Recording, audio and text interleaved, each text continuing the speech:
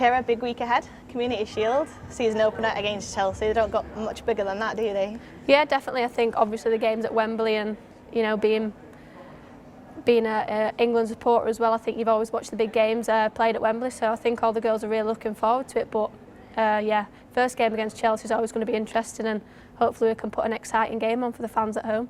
How important is it to have the Community Shield come back for women's football as well? Yeah, definitely. I think, you know, it's a season opener and I think it's a big game. I think it's the first time you can get a trophy in the season, and obviously Chelsea are going to be looking forward to it just as much as us, so it's down to who's going to be the best on the day, and you know, hopefully we can do that and put in a good performance. Given the way last season ended, is there a little bit of extra motivation because it's Chelsea? On my behalf, no. I think this team's always motivated to win regardless. Obviously, you know, we're a bit disappointed to miss out on the league, but I think the motivation's always there for us, and we've got a lot of new players and a new manager, and I think he's trying to instill that belief in us to win and keep pushing us. So I think, you know, this squad's wanting to win every trophy that we can get our hands on, really. After that 3-3, one of the most entertaining games in the league history, I hope we're not going to be expecting another one quite like that.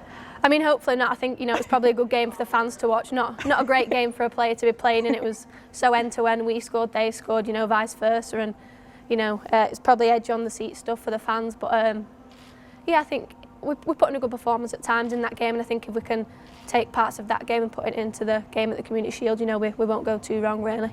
You mentioned Wembley as well. Obviously, there's not going to be fans there, which is a huge shame. But still, playing at Wembley is like you say, a special occasion. Yeah, I think, you know, playing at Wembley is always unbelievable. I think, especially for women's players, you know, it's not so often that we've had the opportunity to do that. I've been lucky that I'm one of the younger players who's had the opportunity to play there a few times. But I think it's great for the older girls who've done so much for the game, and you know, we've got so much respect for their careers that I think, you know, it's nice that they can finally play in the Community Shield at Wembley. And you know, obviously it's such an important game to start the season, so yeah, we're looking to get a win.